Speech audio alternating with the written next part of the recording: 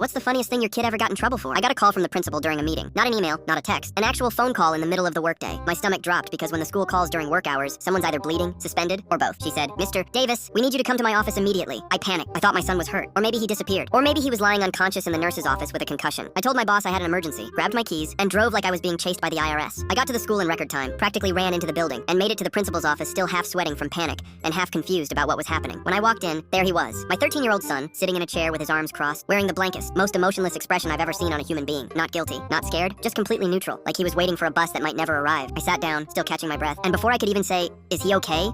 the principal folded her hands on her desk and hit me with the most unhinged sentence I've ever heard in my life. "Mr. Davis, your son is suspended for 3 days." I blinked. He broke into the teacher's lounge and dumped 5 bottles of laxatives into the communal coffee pot. "I'm sorry." "What?" she continued. "Our entire school runs on coffee. And as of right now, I have 0 functioning staff members for the next 2 days." I looked at my son. He didn't move, didn't flinch, just sat there like a statue of indifference. I tried to keep a straight face. I really did. I pressed my lips together, nodded like I was processing the severity of the situation, and told myself, "Be a responsible parent. Don't laugh, don't laugh, don't laugh." 20 seconds. That's how long I lasted. I burst out laughing so hard I had to lean forward in my chair. My son, who had been sitting there like a court defendant waiting for sentencing, finally cracked and started laughing with me. We were full-on cackling like 2 idiots who just found out they won the lottery. The principal just stared at us with the most exhausted, disappointed, soul-crushing look I've ever seen on another human being. She rubbed her temples, let out a sigh that could have powered a wind turbine, and said, "Get out of my office." We left, still laughing. School got canceled for 2 full days because apparently every single teacher got hit. The gym teacher, the lunch ladies, the security guard, even the librarian who never drank coffee but made an exception that morning. My wife was furious when she found out. She went on this whole rant about responsibility, consequences, and how we raised him better than this. Meanwhile, I'm standing there nodding along, pretending to be serious, but internally I'm thinking, this is the greatest prank I've ever witnessed in my entire life. We decided to take him camping during his suspension since he couldn't go to school anyway. Spent 2 days in the woods, roasting marshmallows, telling stories, and honestly just bonding over the fact that he had single-handedly shut down an entire institution